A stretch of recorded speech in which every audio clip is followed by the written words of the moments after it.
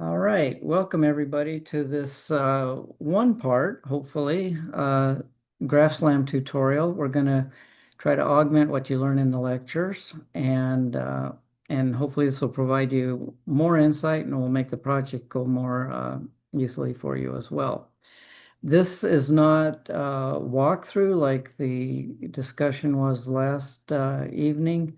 This is actually a more of a deep dive into the thinking behind the rationale and the way that behind GraphSlam and the way that you approach the problems using GraphSlam as we've learned it in the lectures, which is a linear form of GraphSlam. So with that, we'll get started. Um, I'm going to work from my notes here. And these notes I keep updating, and so they're always evolving. So I've got some new stuff in here, some slight changes in the way that I'm approaching some of the sections, but probably the biggest change is I've tried to add some questions in. We won't go through each of the questions in this tutorial, but if you come back and review I'll post this afterwards, assuming there's not too many mistakes in it. I'll post this in the files afterwards, and you can go through the questions and check yourselves as well. So, with all of that, let's get started on GraphSlam. So GraphSlam is it's an algorithm basically for jointly estimating a robot's trajectory and the locations of observed landmarks at the same time. So you may not know the robot location very well. You may not know the landmark locations, but you can jointly estimate them given a bunch of constraints that are getting set up. So we're going to use a really simple problem that I've outlined here. It's basically a one-dimensional problem where we have four different robot poses, X0 through, three different robot poses, X0, X1, and X2. And we have one landmark, this one guy here, right, L1. So we have constraints that we can create the GraphSlam solution from defined by this problem. One is that we know that from X0, it's 20 units to get to X1, it's 10 units to get to X2, and we also have a measurement of 50 units from X0 to this landmark, and we have a measurement of 20 units from X2 to this landmark. So it's a very simple problem. These are the constraint equations that we're going to use, X0 plus 20, et cetera, that we just laid out up there. And we're going to talk about the structure from a very simple perspective of using the constraint equations and solving them sequentially, just with algebra. We're going to look at it from a graphical model point of view and a linear algebraic system point of view. And then that'll be our introduction, and then we'll move on into the actual GraphSlam implementations after we look at this to get some intuition. So we talked about constraints. We have motion constraints. That's something like this. We have measurement constraints. That's something like this. We have relative constraints and absolute constraints. Relative constraints relate one quantity to another. Absolute constraints relate some anchor some pose or some object to a fixed reference value or a fixed coordinate frame. So just real quickly, why can't I move this guy? My mouse does not want to move this. So I'll just ask you the question that I happen to know is under there. Well, here we go. Finally decided to move. Okay. So can somebody just type in the chat, or you can speak up? You're welcome to. Tell me, is a motion constraint between successive poses, is that a relative or an absolute constraint? welcome to just speak up if you'd like, or type in the chat.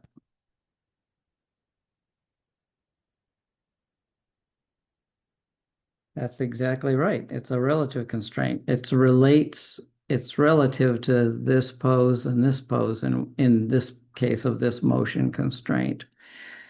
What about the measurement constraint that goes from here all the way over to here? We're measuring from this pose to this landmark. Is that relative or absolute?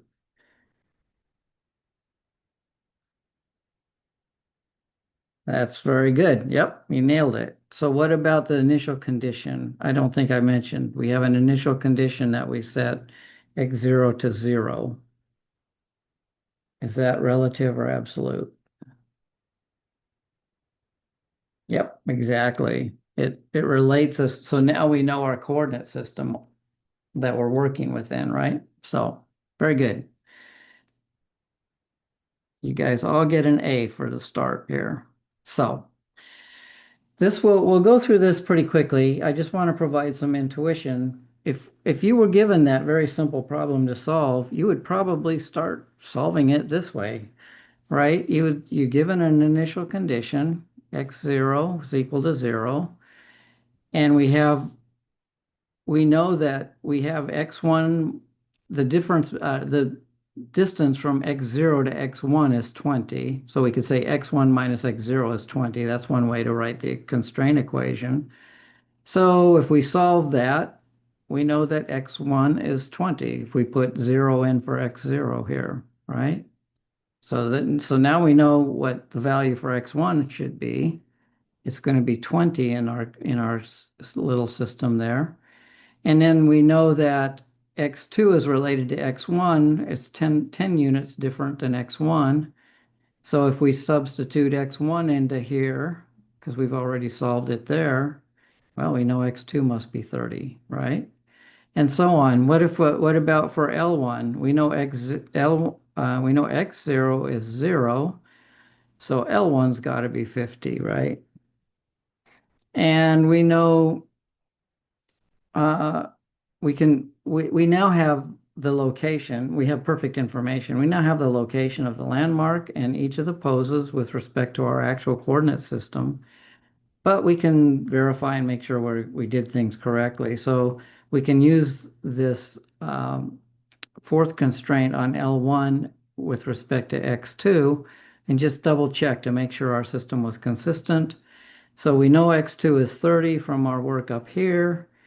And we know that we had a measurement of 20, so L1 must be 50, and voila, we got there. So if I had given you this problem, all of you would have gotten an A on it and worked through it really quickly, probably more quickly than I just spoke about it. Simply just taking that absolute constraint to start with and substituting it into each constraint equation sequentially and coming up with a final solution. So that solution of, we'll say, uh, 0, 20, 30, and 50 is a solution that satisfies all those constraint equations, right? Okay. Now this is called GraphSlam. We can actually think about this as a graph, and it's very similar to the picture we drew in the introduction already, but we can think of it as uh, uh, in a little bit more formal graph terms. So we have these nodes here. They represent variables that we're going to try to solve for. We have edges that represent constraints. There's an edge there and an edge there. Edge there and an edge there. So this U0, can somebody tell me if they remember what this U0 is for our particular problem right here? What that U0 would be?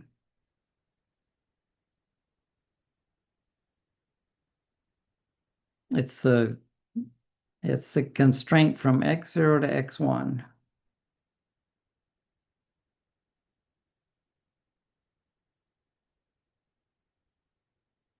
Oh, crickets. So remember the distance from x0 to x1 is, yeah, it's a motion constraint. Exactly. You're right about that. But do you remember what the value for that is?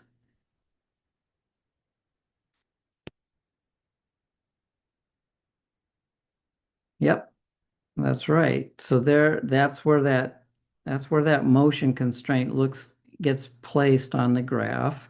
Here's a measurement constraint, and if you remember that value was 50, it gets put on the graph here. And and then we have this constraint here as well. This is our initial constraint. And what was that initial constraint? Do you remember the value of the initial constraint? Yep, exactly. So even though it's drawn separately here, it actually says x0 is at 0. So they could be sitting on top of each other pictorially. So then we just propagate along the edges and do basically what we just did up above. We say, okay, well, zero's here, and I move 20 here, so this must be 20. And I move 10 here, so this must be 30. And I have a measurement here of 20, I think. Is that right? Yep. And I have a measurement here of 50. And those are that, so you just propagate along the edges and you can come up with a solution. So that's just a very manual way of doing it. So now we kind of have an idea of what a graph might look like when we're talking about GraphSlam. But we're going to not look at the graph as much. It's still GraphSlam because we have edges and nodes and that kind of thing, but we're going to cast it into a linear algebraic form. Okay, so we're going to have a state x. We already talked about what makes up that state. It's got x, the poses here, and the landmark here, and we're wanting to solve for that. We're wanting to solve for x. So here's a simple linear algebraic form that will allow us to solve for x. If we put the actual values for the constraints over here and we encode the coefficients for the constraints over here in A. So if we take the constraint equations that we had earlier and we put them into the form ax0 plus bx1 plus cx2 plus dl1 is equal to some value here, right? We know that we can take the first constraint equation and we know that the coefficient for x0, if we want to write the first equation like, if we want to solve it so that we have a positive 20, okay, I probably should have ordered these differently. If we want to solve it so that we end up with a 20 on the right-hand side, and um, then what we would need to do is we'd say x1 minus x0 is equal to 20, right? So the coefficient for x0 turns out to be -1. That turns out to be +1. We don't have an x2, and we don't have a measurement in this case, and we have a value of 20. So that's where this coefficient comes from. And likewise for the second constraint, we want to set it up so that we have in this case, we want a positive 10 here. We could set this up so it's -10 and change the signs, but for purposes of this, we have positive measurements over here. And we do that for the third equation and the fourth equation, and we stack those. We stack those coefficients that we come up with here into this A matrix. And we have our state vector here, and we have our constant values here that these equations essentially add up to. They're kind of measurements, you might say. They're the constraint values. And we can then just use simple linear algebra to solve it. For those of you familiar with it, it's going to be x is equal to A inverse B. So we can, if we have the right kind of equation, we can invert it and just solve for x directly. We can also very quickly, because of how simple it is and because of our initial constraint cleverly chosen to be 0, we can solve it very quickly sequentially, basically like we did before. So since x0 is 0, this first column can go away because it will always be, the first value will always be multiplied times 0. And we can have a reduced form of the equation that looks like this. We don't need x0 anymore, but we still need all of these constraint values here. And so, but if we do that, if we get rid of the 0, x0, and we work through the reduced size equation, what we'll eventually come out with is the same answer that we came out with up above. So the beauty of this is that we have 3 different ways of looking at the problem, and they all come up with the very same answer. However, we have to be aware that the reason they all come up with the same answer and that we can do it like this, solve these problems in this case, is because we have perfect information. There is no noise in this system at all. But it's leading us in the right direction because now we have a form that looks an awful lot like what you probably saw in the lectures, right? There was an omega. You had in the lectures, you had an omega x, whoops, let's write it this way, omega x is equal to z, right? And it looks an awful lot like that, right? So we're sneaking up on where we're trying to go with the lectures. So let's see if there's a question here. We're not going to go through all these questions, so don't panic. But let's just see if there's one here that we want you to that you'll want to answer. Okay. Okay, let's just start with the very first question. So why is the initial condition x0 necessary for obtaining a unique solution to this system of equations, essentially? Why do we need, why is that x0 equal to some value, some constant necessary? Does anybody want to venture a guess? You're welcome to speak right up if you'd rather speak to it.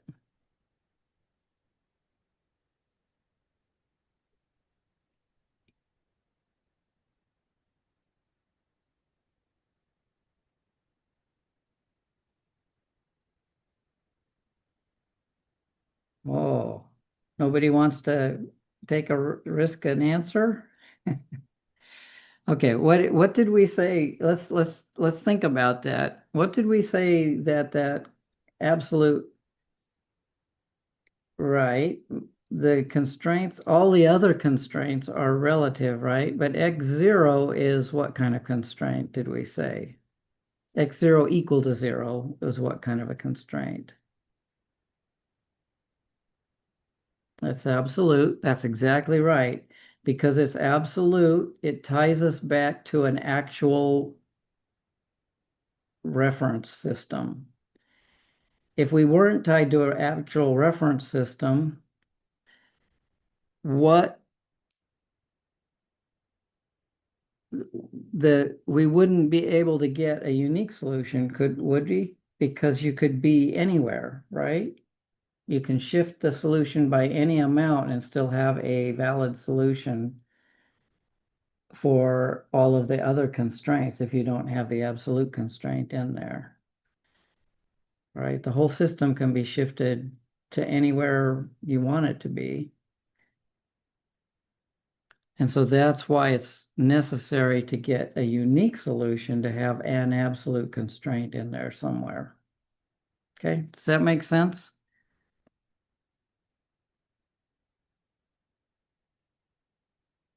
Hopefully, hopefully it makes some sense.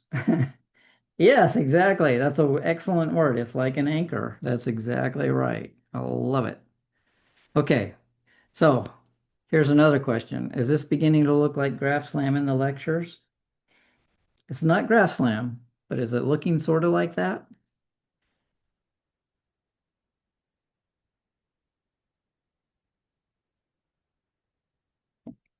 Anybody want to give a thumbs up? Okay.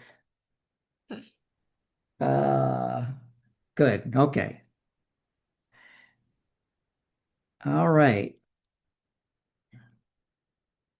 All right. So now we're going to talk about about stuff that where we have that gets us to the moves us closer to GraphSlam. Okay. What happens when you don't have perfect information? What if you have some random noise? So each of those variables, each of those constraint values are are slightly different. Well, then you got to find a way to come up with the best solution given a bunch of noisy constraints. So we need to find a way to define best. And so what we'll do is we're going to minimize the sum of squared residuals.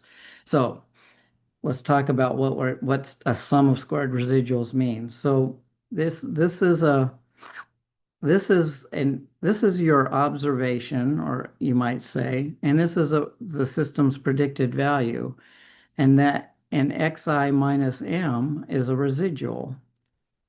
In the Kalman filter class, when we talked about that, you had the residual after the update, and we also had what we called the innovation. And the innovation was the same kind of quantity, but it was before the update. So we're going to use the term residual because that's in SLAM verbiage. This is what you typically call this term, as a residual. And we're going to use a least square solution to find a to find a value m that minimizes the sum of the squared residuals between all these points, a bunch of points, and this value m. So I don't want to go through the derivation here. Well, I do, but I'm not going to go through the derivation because you don't want me to, because you can come back and look at this anytime. But basically, if the least squares solution for that minimizes the sum of the residuals is this term right here. And can anybody tell me what that is?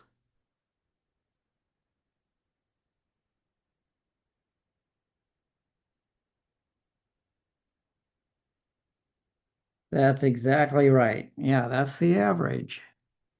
And that average, if you were given a bunch of points, say 10 points, and you wanted to find the least square solution, you would just find the mean or the average, right?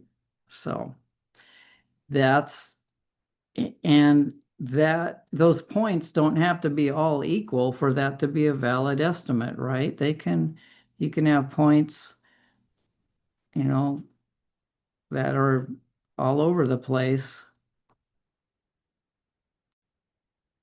And if you take the mean value of them in terms of, we'll take one dimension. If we take the mean value of them in this one dimension, it's a valid estimate. It might be right here or something, right? I kind of did that in two dimensions, which somewhat defeats the purpose, but we're going to immediately move to that direction. So, so what is the mean doing in this case? It's kind of, it's kind of a balance point for the data. Points farther away, let's say let's say the mean is right here, and most of your points are right here. But you have this point, well, let's say something like that. You have this point that's a long ways away. That's going to pull the mean pretty far in this direction because we're talking about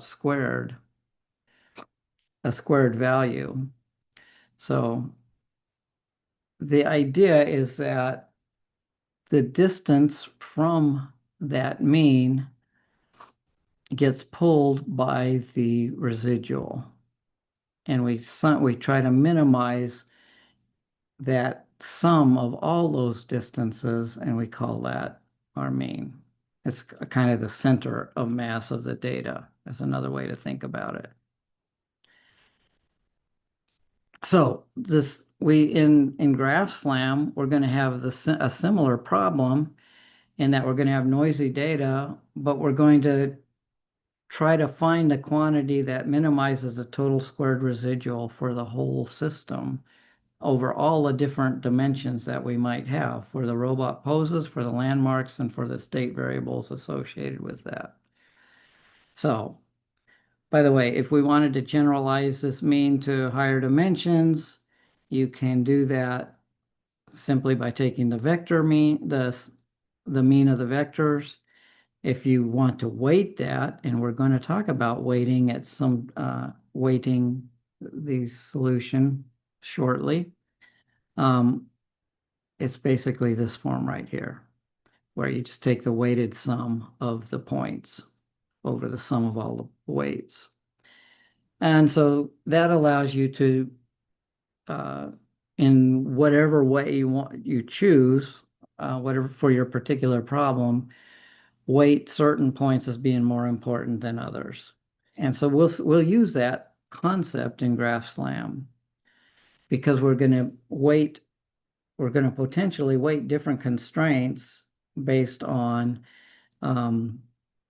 different values. Like a certain measurement constraint might have one weight, and a movement constraint might have another weight associated with it. And we'll call them uncertainties when we get there. Okay, so what if we have noise? What do we do? Let's introduce some noise to the system. So I'm going to just do this ad hoc. I'm just going to say, well, I'm going to have half a point of error here, 2/10 of a point of error here for my motion. I'm going to have some measurement variations here too, slightly noisy measurements. I'm not going to mess with my initial condition. I'll just leave it at 0. So if you were to try to solve this step by step using the methods we talked about before, or the linear algebraic approach, encoding everything into the A matrix and the B vector, you wouldn't come up with a you wouldn't come up with a correct solution, most likely, because the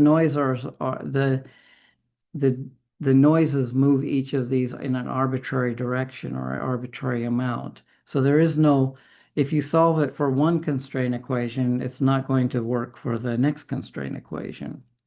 So that basically the errors propagate through the substitution propagates the noise through the system.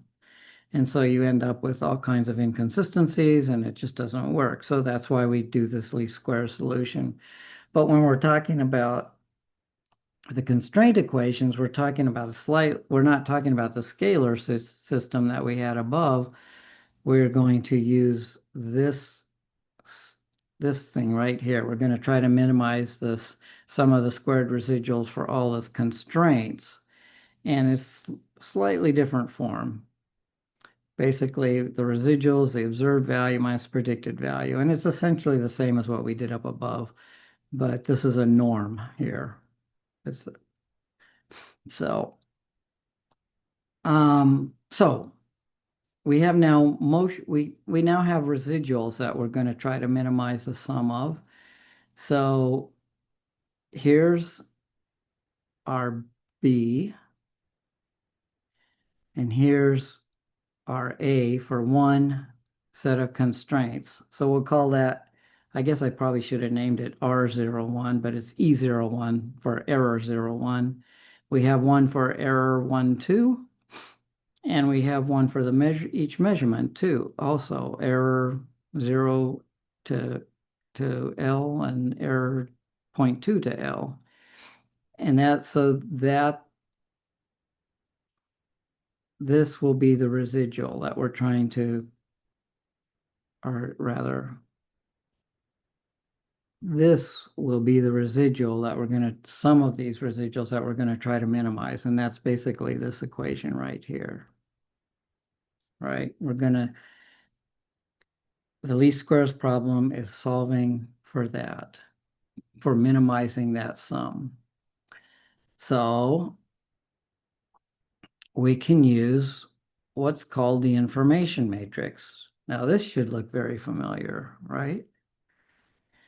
Omega is the information matrix. Omega captures all of the relationships between the variables. Z is the measurement vector. It's representing the observed values. And the solution, X, minimizes the least squares objective.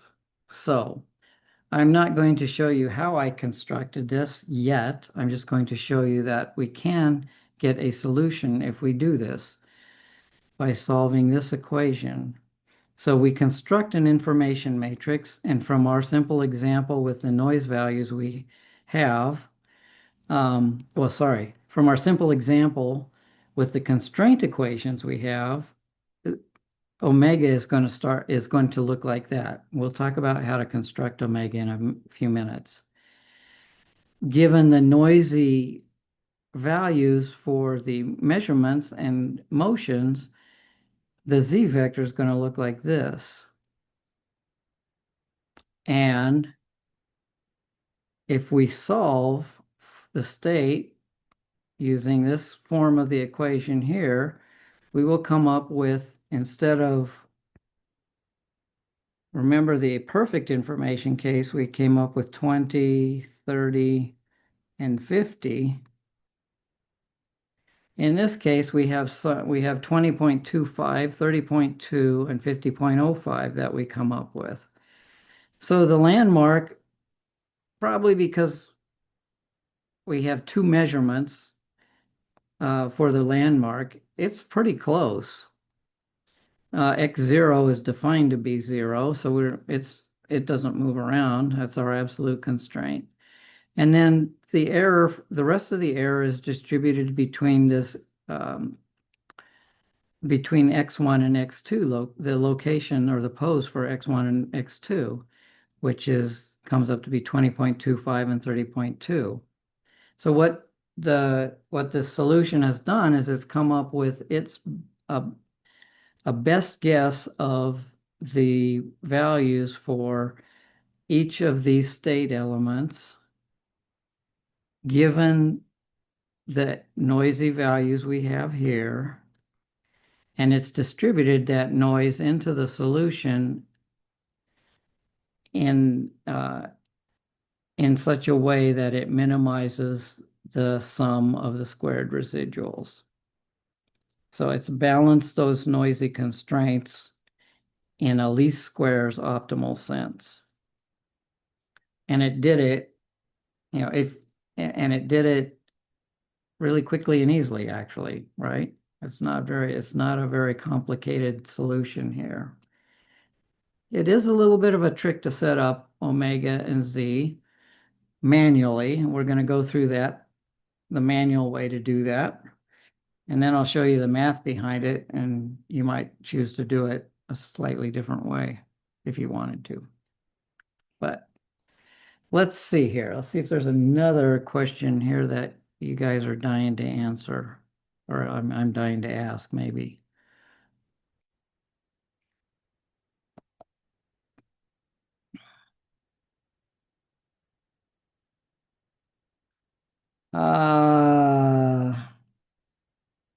We don't want to talk about weighting here. Okay.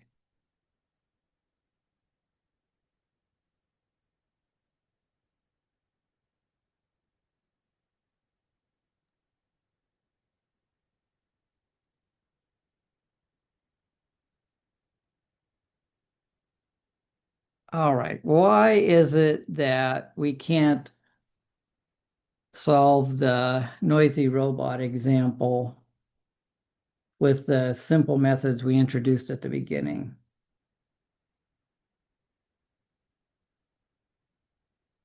Anybody come up with a Reasonably concise answer.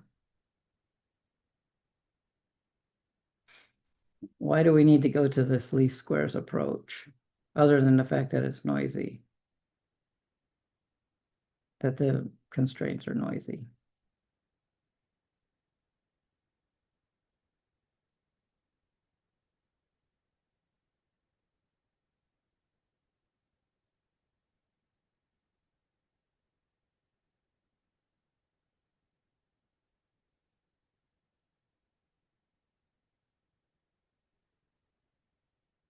Okay, the basic answer is because there's no way with noisy inputs,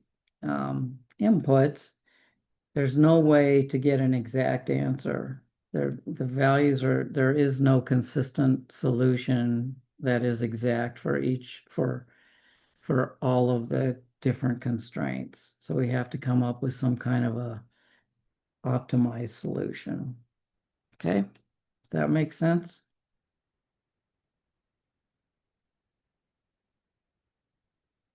Okay, I see a couple thumbs up. Thank you. Good. All right, so now let's go into what you learned in the lectures about how you construct the omega and Z matrices, the vectors Z. Okay, so when you learn about this in the lectures, there's um, some bookkeeping that gets done, and it's done in the sense that they're of creating of recognizing that the constraints work in two different directions. They have a forward direction, you might say, and a backward direction. And what I mean by that is that omega represents the relationships between variables, and there's the relationship goes both ways. It goes x zero has any error you have in x zero or any change you have in x zero has an impact on x1.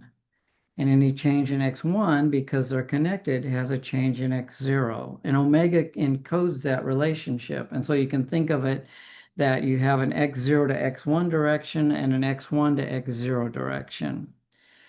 So that constraint provides information about both sides, right? And so we set up omega by doing some bookkeeping on each of those constraints. I'm going to come back to this section here. I don't want to cover this quite yet. This is actually more of a summary.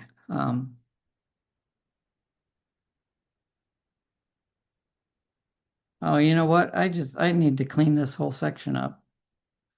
I need to probably remove this. Sorry, I've been editing this and I think I goofed up and put things in twice.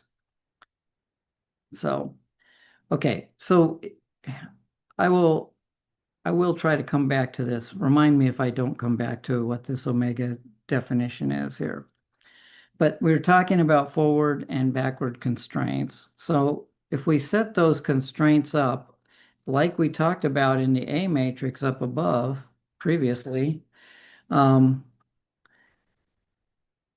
we would have a set of equations that look like this. But now where we had perfect information and we could set up the A matrix um, with just one equation essentially. In this case, because it's noisy and we're doing this least square system, we have to account for both directions. And so we have the direction that goes x0 to x1, and then we have the x1 to x0 direction. And so we can write the equation like this, so that you have a coefficient of +1 here, -1 here, a 0 and a 0, and you have a -1 here, +1 there, 0, 0. And similarly for the x1 to x2, and then similarly for the x0 to L1 measurement, we can write those equations for both directions and for the x2 to to L1 measurement, we can write these equations in both directions, right? So basically what we're doing is we're writing the constraint equations, and let me just write this. Let me just go back up to this one. So we had, let me write it out real clearly. X0 plus 20 is equal to X1. Okay, but if we want to cast that into the form of A X0 plus B X1 plus C X2 plus D L1 is equal to something or other.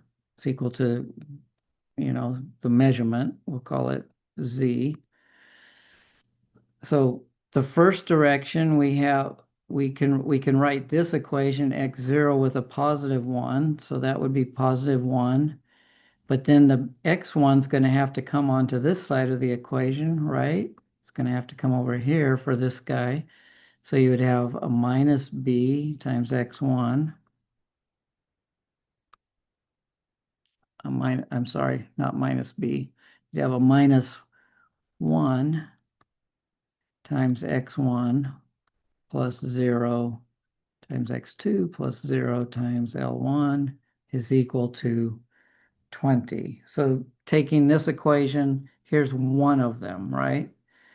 And then if we wanted to do the other direction, so the x1, basically where x1 is positive, we would have to choose, write this equation as x1 minus x0 is equal to,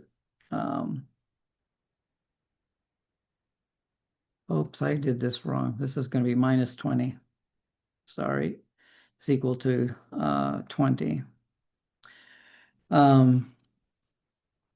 Right? Because we have x0 minus x1 is equal to minus 20 when we reverse it. So let me just write that out. X0 minus x1 is equal to minus 20 is this first equation. Oops. This first equation. And then we have, from the second equation, we have minus 1 times x0 plus 1 times x1 plus 0 times x2 plus 0 times L1 is equal to 20. And again, that comes from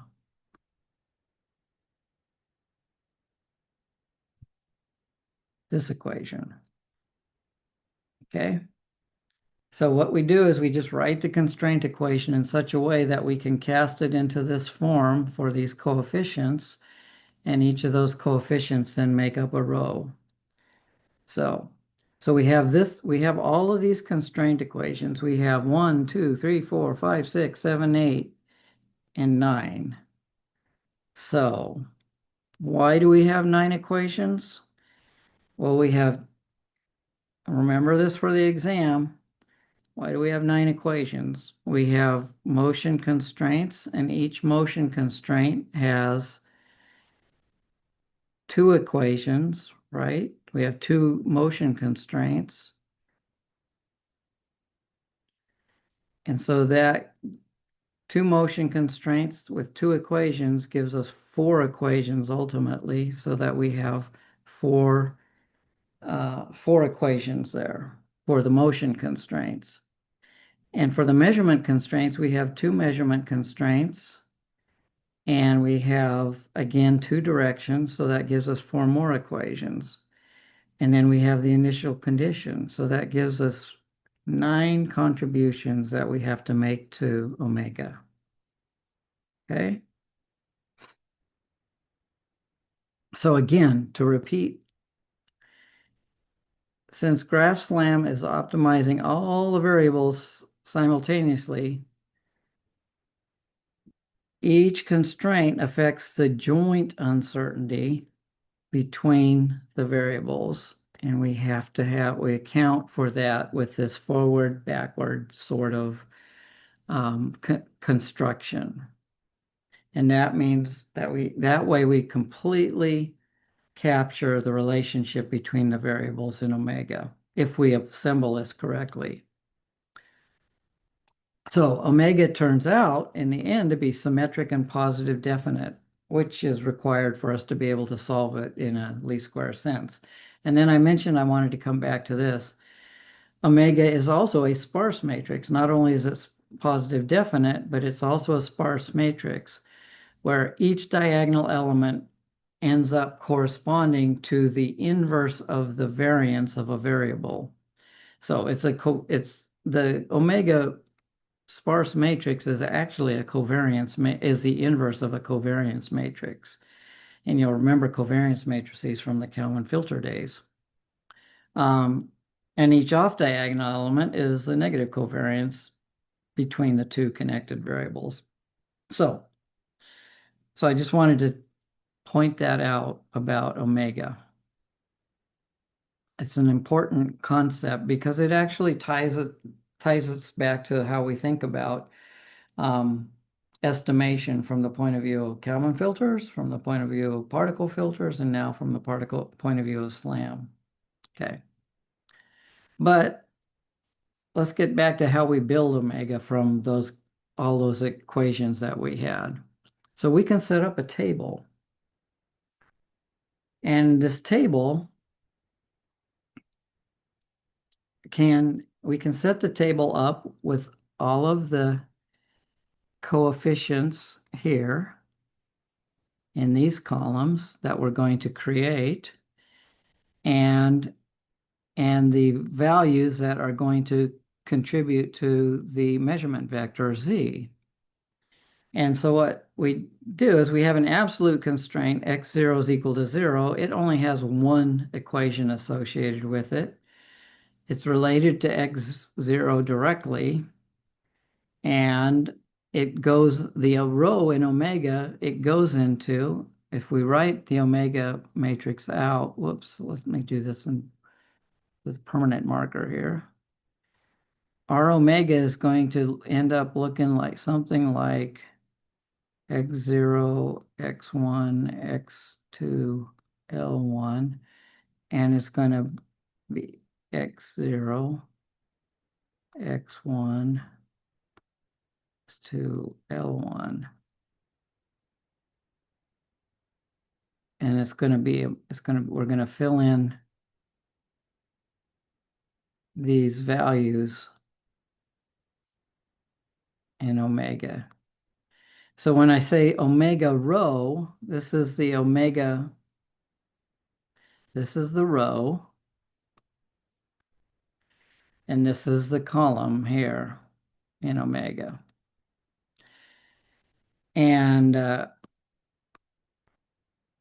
so for the omega rho x0, we're going to have an equation that looks like 1 times x0 that we're going to be putting into the x0 row of omega.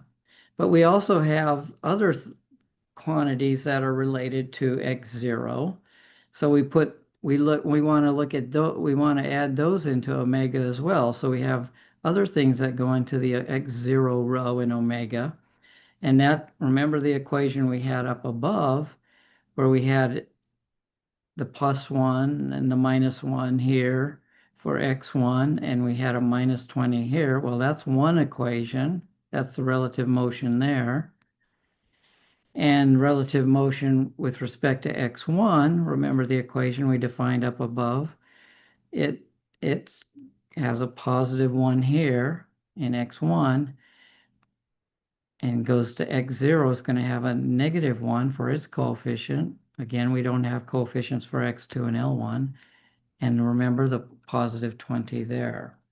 So we can go through each of the equations as we set up each of these and set up each of these rows. And this is one, you can do it in your head probably, but this is one very a disciplined way of bookkeeping to set things up when you're first trying to figure out what's going on. So I'd recommend you do it at least once. So again, we're writing each of the equations in this form as we talked about up above, and we're filling in the omega matrix.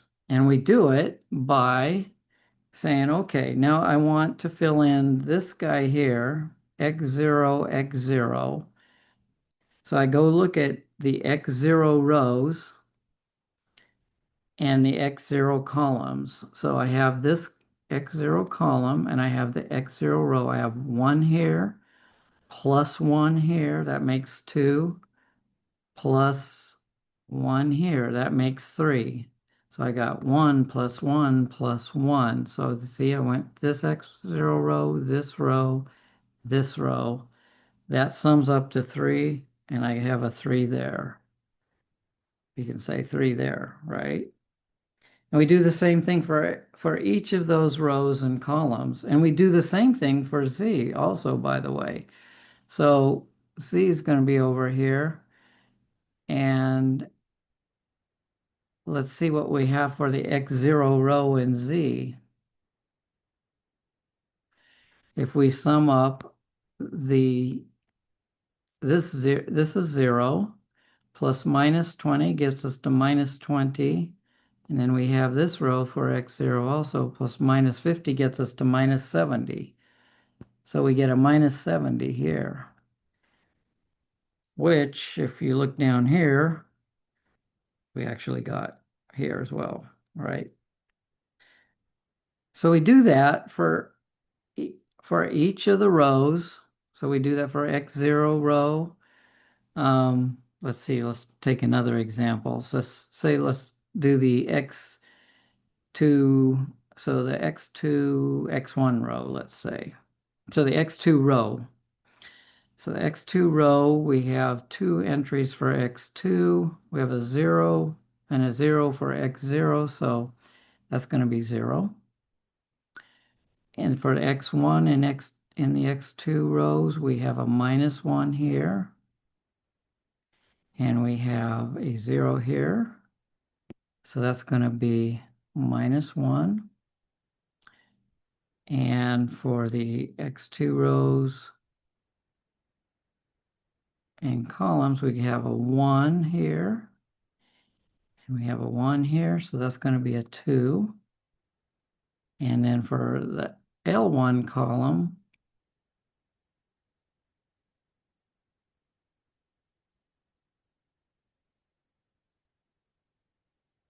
let's see here, x2 in L1 gives us a 0 here and a 1 here. So we get a 1 here. Okay.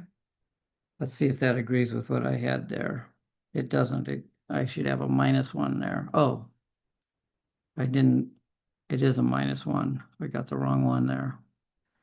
Sorry. Okay, let me go back just for clarity. So the x2 row has a 0 here for the L1, and the x2 row has a minus 1 here. So the sum of that is minus 1. Okay. And if we want to go across to the x2 L1 row, 0, the Z vector, we would have a 10 here, and a minus 20, which is going to give us a minus 10. Okay. Let's see if that agrees with what we got down here. Oh, yep, it does. So I didn't mess up too badly. So, um, so that's one way very carefully going through and constructing the omega matrix. And what you will see if you do this, if you follow it through, you'll see positive values on the diagonal. Part of what's required for it to be a positive definite matrix. And you will see it's symmetric. The other part that's required. It's minus 1 here, minus 1 here, 0 here, 0 here, right? So it's a symmetric matrix. And that's what's required for it to be a positive definite matrix. And it's the inverse of the covariance matrix. It's what's called the information matrix or the precision matrix. Okay. So once we've done that, once we've constructed omega that way, from what we did up above, we solve for our state using this equation, and we get, in the perfect information case, we get exactly what we wanted back. But what about for the noisy case? Okay. Now for the noisy case, interesting. I missed a page somewhere.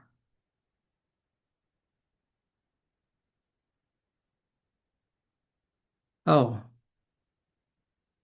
I'm sorry. If we take, I guess we didn't miss a page. I just didn't bother to write in here what I was doing. Um, if we take the noisy case example case that we had previously and construct it, the omega matrix, the omega matrix stays the same. The only thing that changes is the measurements. Remember, the constraints that encode the constraints that in, are the coefficients for each of the state elements in the omega matrix. Those don't change. We didn't change those when we added noise, did we? The only thing we changed is the value of the measured constraints, and we changed them to be these values essentially. And when we did that, if we showed how we solved it up above, and we came up with this result using the omega that we saw that we the same omega matrix that we have right here. It's the very same omega matrix, just a different z matrix or vector. Okay. Okay, so is it equal to 20 or minus 20? Which we probably have to back up here a little bit because um, I'm not quite sure where that question came from, the 20 or minus 20 question. Did we answer it already, or did I leave that in a state of confusion?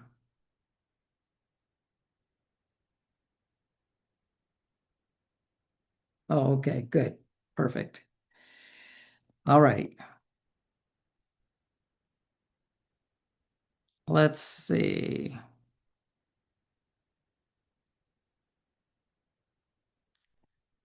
It's running long here, so I'm going to just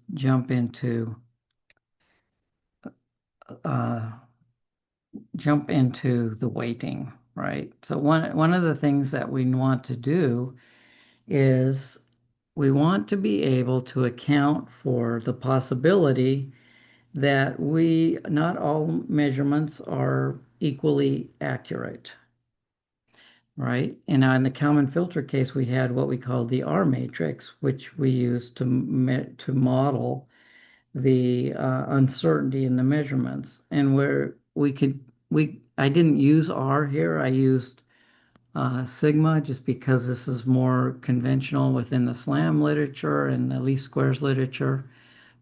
But we're going to use, but this sigma is essentially equal to the R is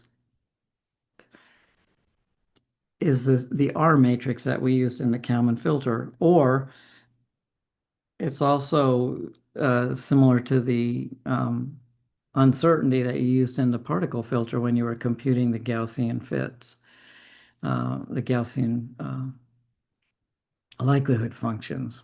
So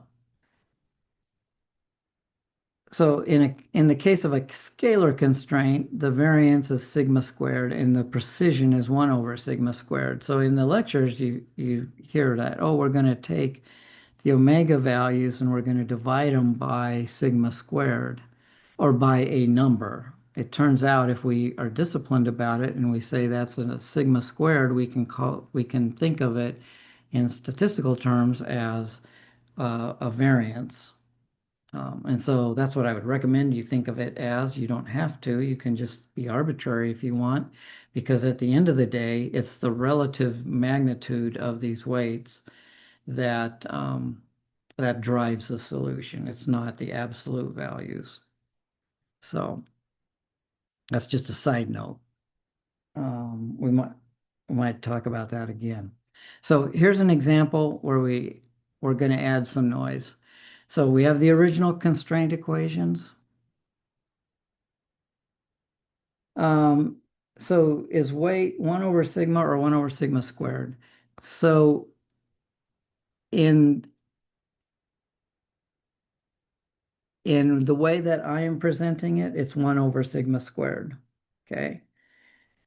You don't you the in the lectures, I think you will find that it's just a value, a relative value, so that like one thing is you're twice as confident of one measurement as you are another, or like maybe the motion you're twice as confident as you are of the measurements, that kind of thing.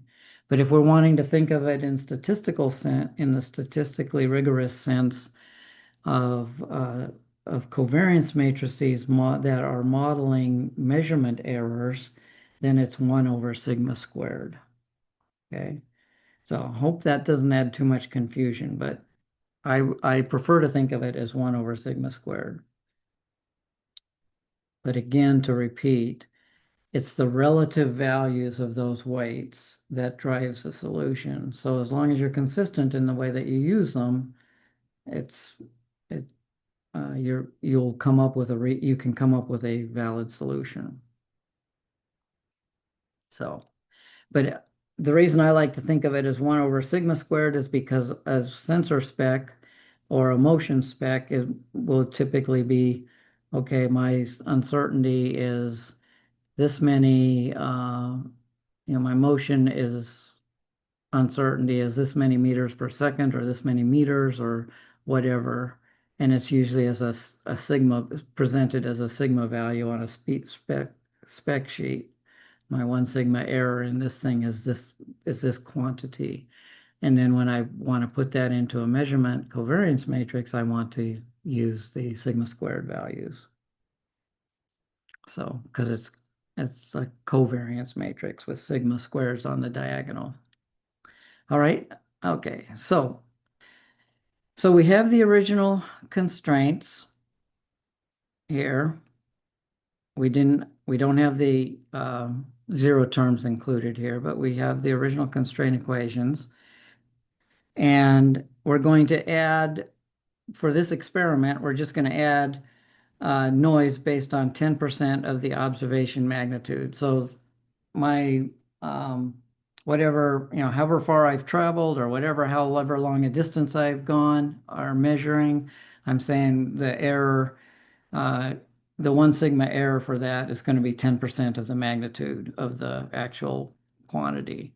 So if we're setting up the experiment, 1% of that first one is 2. I mean, 10% of this first one of 20 is 2, of 10 is 1, of 50 is 5, and of 20 is 2. So I have different values of of noise that I'm going to add. So I'm going to use that. I'm going to match my model to that. So my 1 over sigma squared, my weights are going to be these values. 1 over 2 squared is 0.25, right? 1 over 1 squared is an easy one. 1 over 5 squared is this 0.04. And and then we're going to draw some random noise to add to each of our constraint measurements based on the magnitude that we've defined there. So we draw some noise like this, and we end up with, for this experiment, in this case, these constraint values. Okay, so same omega matrix, different constraint values. So now but now so we have different constraint values, and now we're doing weighting, right? So we're dividing through, or uh, or we're accounting for the weight right here, right? And so because we didn't do anything with x zero, that row doesn't change at all. But our x1 row does change because we multiplied this times 1 over the precision, so that's 0.25. We multiplied this times 1 over the precision, and we multiplied 20.99. Let me just draw an arrow so that it's clear. We multiplied that times the precision to get 5.25 here. And so this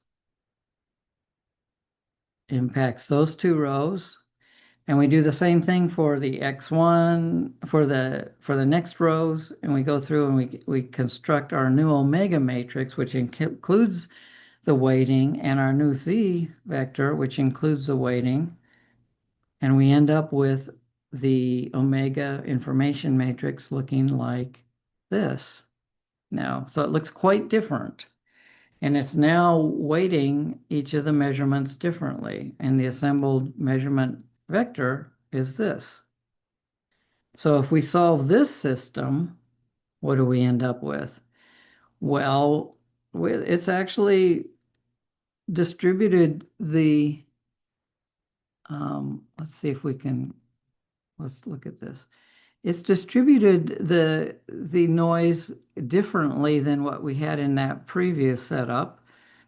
It's put quite a bit more noise on the L1 location than what we had in our very simple example previously, and that's because we have a fair bit of uncertainty in that long measurement uh, from x0 to L1. But we still have a fair bit of uncertainty in each of these, and in fact, it almost looks like, it put 1.4, almost 1.5, just over 1.5, almost 1 3/4 of the error here, 1.5 of the error here, and still only 1 of the error went to the landmark. And again, the landmark has two observations contributing to it, so it's more constrained, you might say. But it's interesting how it distributed the errors, and it did it based on the fact that these longer distances have larger uncertainties, and we weighted it appropriately so that the optimization came up with a solution that made sense given our confidence in the various observations. Okay. All right. So because this is going long, I'm not going to jump into that set of questions either. I am going to get into what I think is almost the more interesting bit of GraphSlam. So we just went through a fair bit of work in trying to understand the how to build the information matrix and the Z vector, and taking into account the constraints and recognizing that they needed to account for uh, for the impact of x0 on x1 as well as x1 on x0, and likewise for the rest of the state elements. But what if we didn't, why, we talked about that in a more or less heuristic way. We didn't really, we didn't really mathematically justify it in a sense in previously.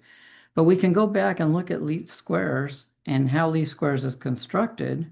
And we can see that if we're going to use a least squares method, exactly why we have those two directions encoded uh, in the omega matrix. So, and so what we're trying to do when we're doing a least square solution is we're trying to um, minimize the weighted sum of these squared residuals. And I say the weighted sum because we're going to account for the weighting with this uh, covariance matrix, the inverse of the covariance matrix. Um, and and then we have the residuals here, right? And we're doing the squared form of it, so that looks like this when we solve that. When we solve, we can rewrite the minimization in this form right here. Okay. So you'll notice that there's a AX minus B transpose. Then we have the covariance matrix here, the inverse of the covariance matrix. And then we have AX minus B again. The form of that is A transpose sigma inverse A to make it, or to just make it simpler. So, right? And if the sigma was the identity matrix, if everything was equally weighted, this would break down to something like the form A transpose A. Well, this is what's called a quadratic form.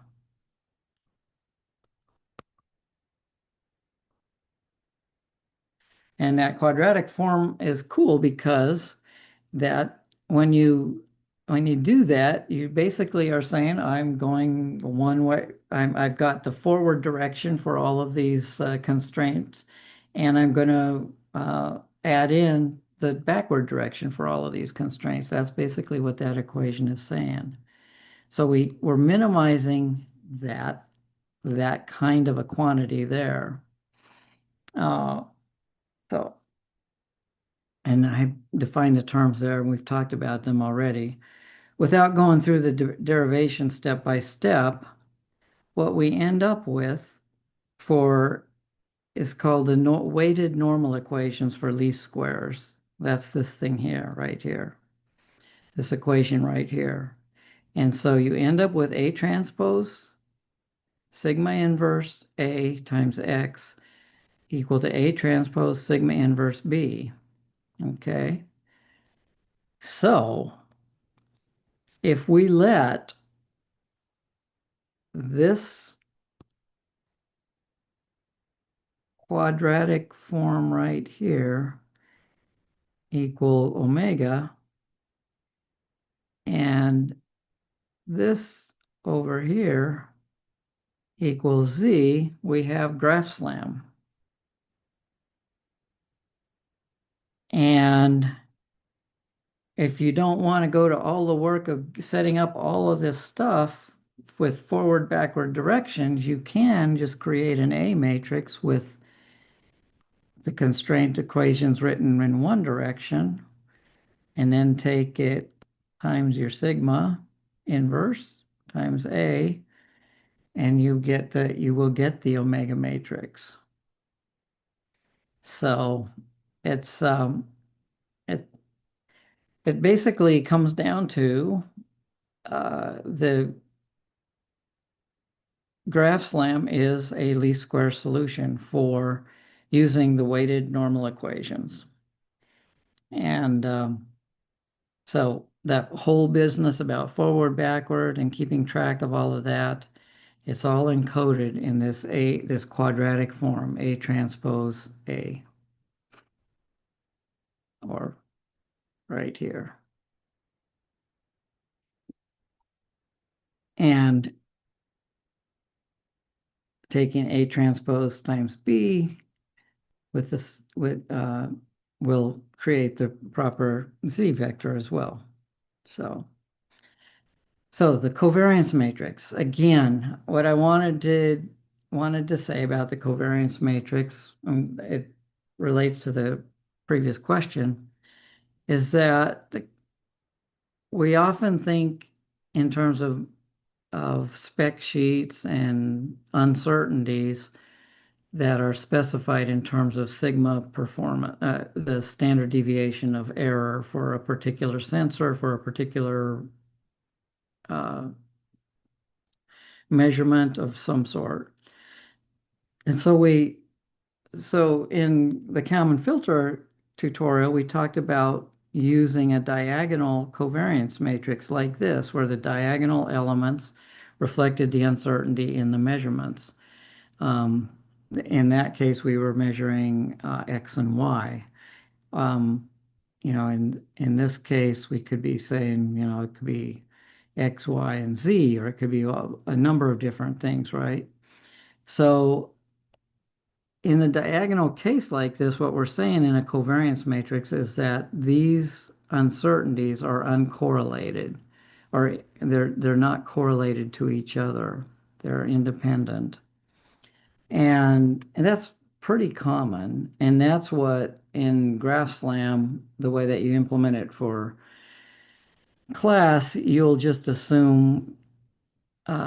you'll just use essentially a sigma that is diagonal because you'll just divide or multiply 1 over omega or 1 over the weight uh, through where do I oh right here through the whole row, right?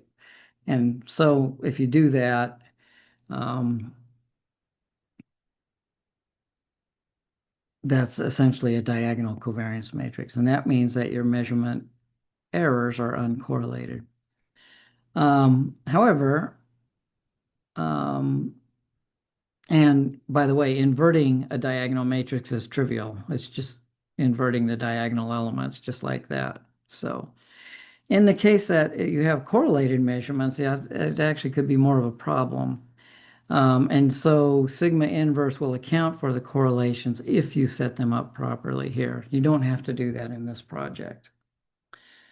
But the idea is that when we're talking about weighting, when we're talking about certainties or uncertainties, the larger this sigma is, the more uncertain we are.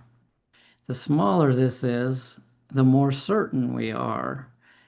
We have a small variance, that means we have low uncertainty. A large variance means we have high uncertainty. And so when you think about it in those terms, it's easier to understand, well, okay, if I want to weight something heavier, I mean, if I want to give something more weight, I need to make sure that this value will be smaller. And then if that value is small and I square it and I go 1 over a small value squared, what happens to that? Does it grow or shrink?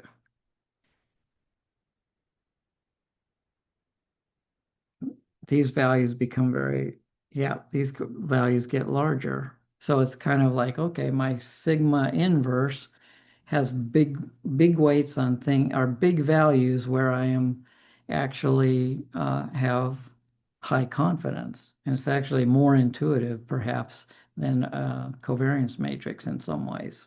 Okay.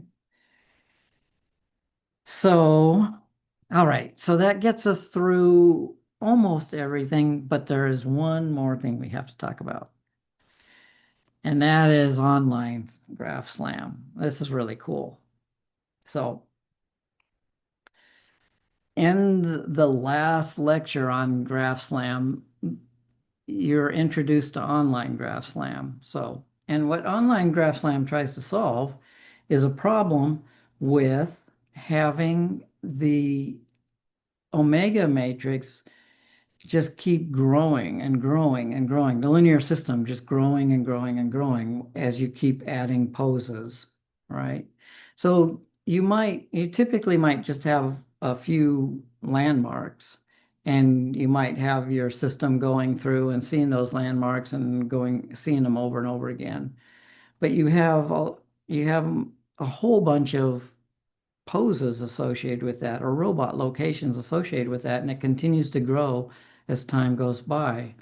So how can you run a GraphSlam algorithm like this as it keeps getting bigger and bigger and you end up with 10,000 by 10,000 sort of matrices and then a million by a million and that kind of thing?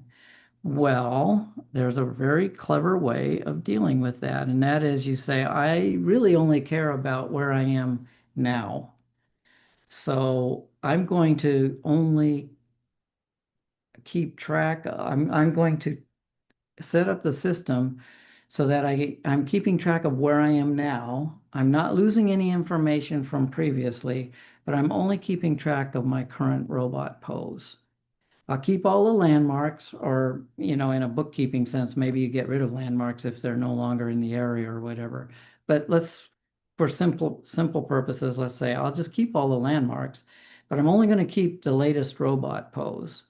But I don't want to lose the information that contributed to that robot pose. And so you end up with a system of a system. You can develop an algorithm that essentially marginalizes out the previous robot poses. That's one way to call it. And you can think about that as solving a set of simultaneous equations, maybe, where you are solving for, um, for where you're solving for each of the variables sequentially in a set of simultaneous equations. And in a linear algebraic sense, that's called doing the Shor complement. So let's do that. Let's go through that really quickly. So if you remember from lecture, this doesn't look exactly like, but it looks very similar to what Dr. Thrun set up in the lecture. We have this B, we have A transpose here, and we've expanded the whole system, and we have this previous state estimate and the previous Z, and we want to get down to where we have a subset of that. We want to get rid of all the X1 stuff if we can. Now we can't get rid of A entirely necessarily, but we'll talk about that. But we want to get rid of this stuff for sure here, right? And be left with a smaller system.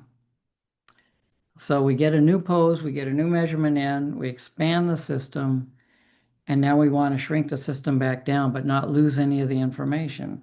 So what we can do is we set up the block system like this, and that for this block system, we can rewrite this in this each of we can rewrite this line here so that we have, if I probably should have put this over here, might make it easier, but we can have B times x1 here plus A times x2, that's this guy, if you remember your linear algebra, is equal to C, that's this guy here, right? Now we solve that equation for x1, we get this guy right here, right? That's how you solve this equation for x1. Now, what about the second block? We have A transpose times x1. We have omega prime, which we want to end up with here eventually. Omega prime times x2 is equal to z prime, right? We take this row times this column is equal to this guy. So we can now solve that. So we end up with this form here, right? If we substitute x1 into here. So we take this guy right here, put him right there, and we end up with this. And I'm sorry, I jumped ahead and talked about how we get x2 here. But then once we solve this, we can solve for x2 this way right here. And if we want to, we can even go back and recover x1. But basically what we've done is just solve for x2 by substituting and eliminated x1. So we still have all the information from x1 in there, but we've put it all into our solution for x2. So now look at the things that we have here. We want this is the part we want to have left, right? So we have this term right here, and we have this term right here, which looks an awful lot like our new omega. And this looks an awful lot like our new z, like our new z prime here. So we have the omega that we're going to end up using after everything's done is basically this. And the z is basically this. And if you go back to the lecture, that's where it comes from. I mean, that's what you'll see, but you don't see the derivation for how you get there. And it's really quite straightforward. Um, so the the point of all of this is that you can construct online GraphSlam you in order to in a constrained way so that you can actually solve very long running problems with it. It's there's when you're implementing it, there's all kinds of little details you might have to worry about, but for the most part, you can do this. There's one caveat with this. If you were to implement an entire the uh, your GraphSlam system and keep track of all poses over all time and all landmarks, when you get to the point where you have what's called loop closure, and I'll show you an example of that in just a minute, it will correct the whole trajectory and all of the landmarks and everything. If you were to have everything in a global optimization where you didn't do this online form. However, if you do the online form, because you've now removed the previous poses, you'll update everything that's left. In other words, you'll update when you do the loop closing, you'll update the um, all of the landmarks, but you may not update you won't be able to update previous poses because they no longer exist in your system. You've included them in the solution up to this point, but when you're doing the loop closing, which occurs when you see a landmark again that you've seen previously, that those previous poses aren't there to be corrected. So that's the only downside of online GraphSlam, but it makes it possible to actually run this optimization for large scenarios. Okay. Uh, all right. So that concludes what I was wanting to say here in terms of just giving you the overview of GraphSlam. I have a little simulation that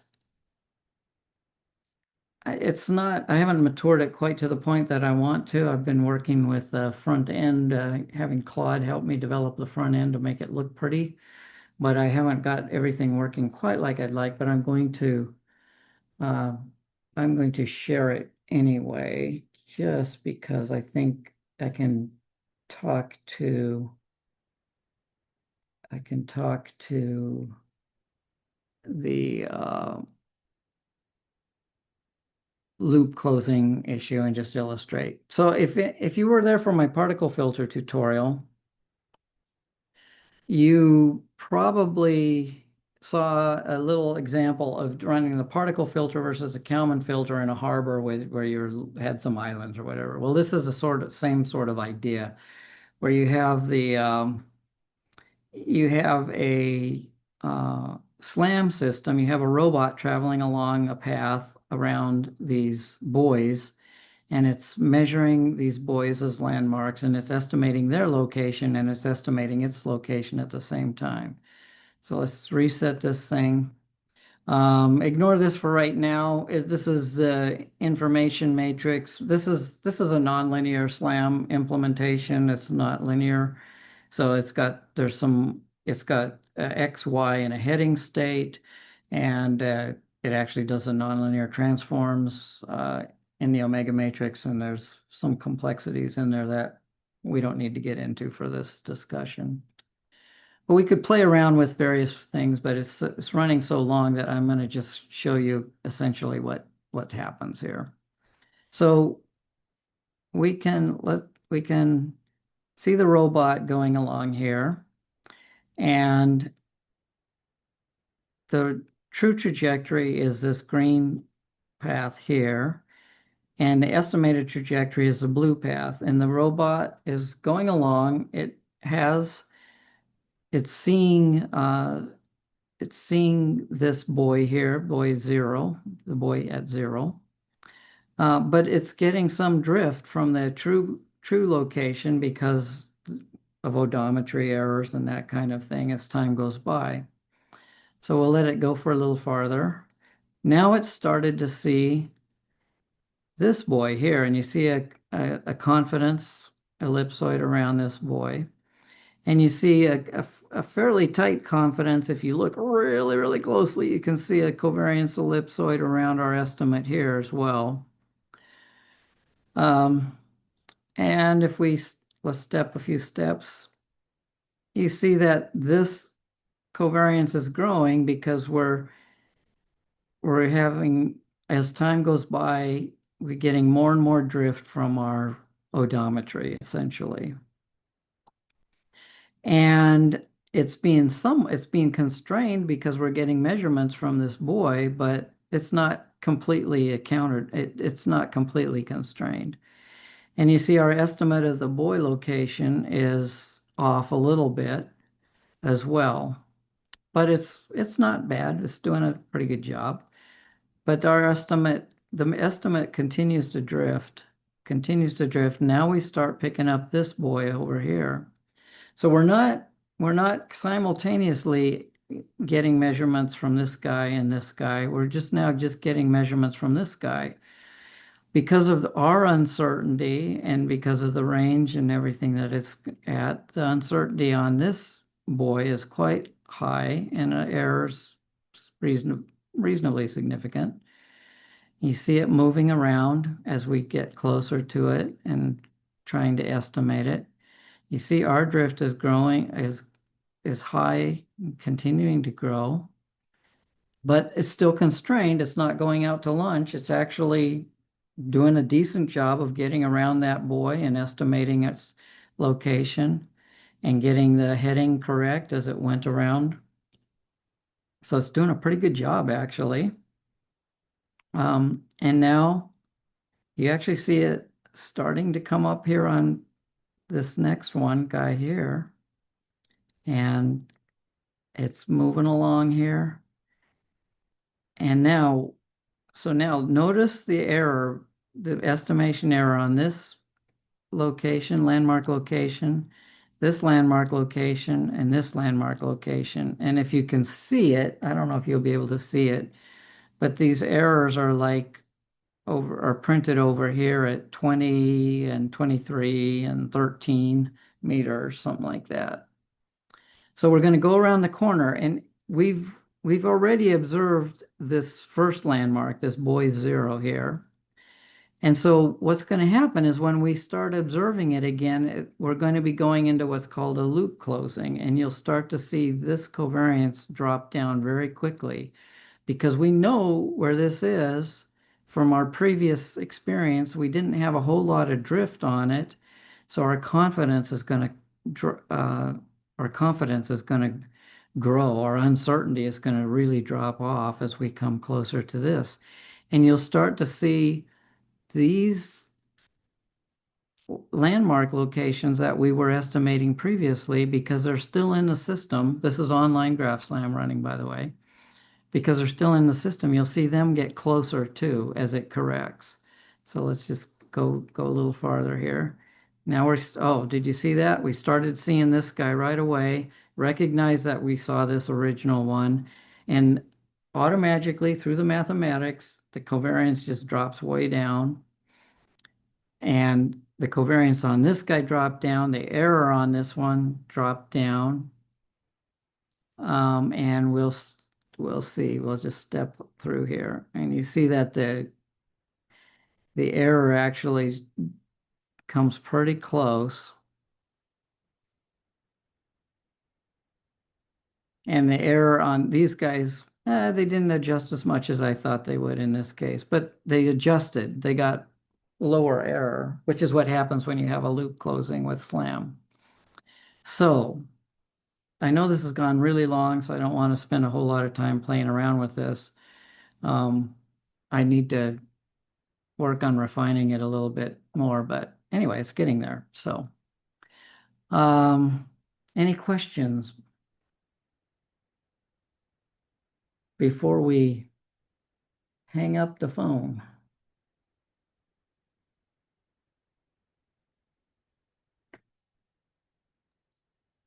And there's nothing in the chat at the moment.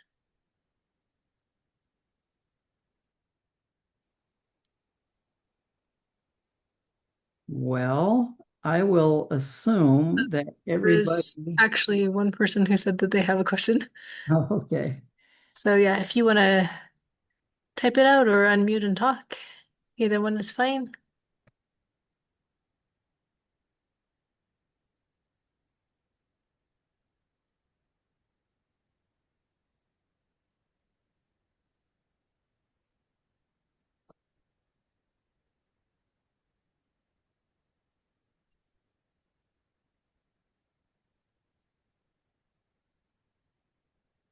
Thank you for the kind words. It's always fun to do these tutorials, especially when we have students coming in and with the good questions.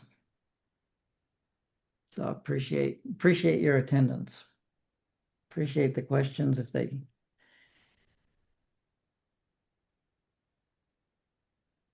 Okay. Okay, well, I think we'll stop this has gone quite long, and I apologize that it goes so long. Oh, wait, here we have There's a one. question. That's the person that was asking. Okay.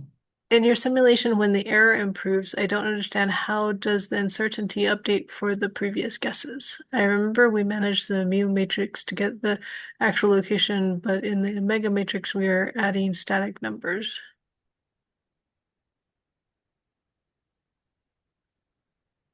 Uh, right, in the omega matrix, you're adding static numbers, but those constraints, you're solving a least squares problem of all of the constraint equations, which includes the locations for the landmarks, right? Even in online SLAM, my landmarks are still in that. So we're solving for so as we're going along, we're always solving for the landmark locations as well as the robot location. And then when we start to close the loop, as the robot location gets more accurate, we're we're still solving for the landmark locations relative, and those landmarks are constrained. Those landmark locations are constrained to um, those landmark locations are constrained just like the robot location is constrained. So as we get a better estimate of the robot, we will get a better estimate of landmark locations.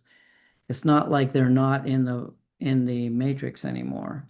They're always in the omega matrix.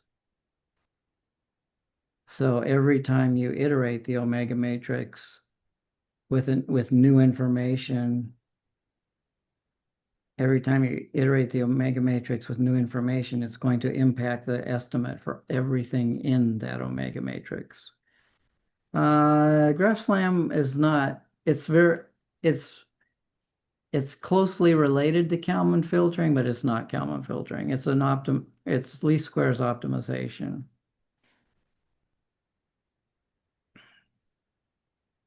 So there's a lot of similar math that, and if you can think of them in the same family of linear algebraic optimization algorithms, but it's not really a Kalman filter. So hopefully that made sense.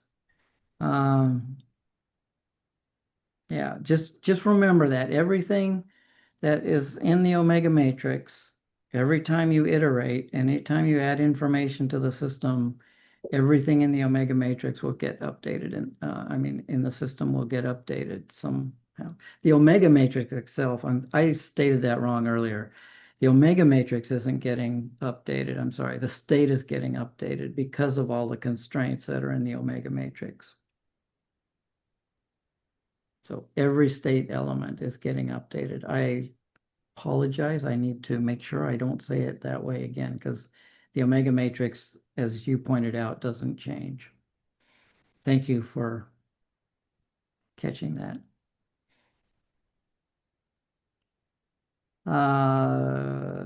Question about mu.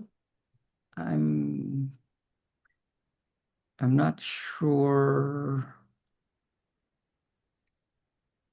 I'm not sure what we're referring to there. I'm sorry. It didn't mention mu anywhere. I don't know if if the lectures used a different variable for something.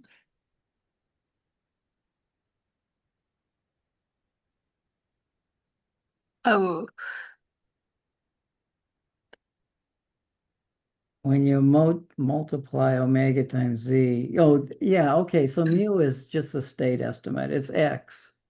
What I'm using is x. fixer.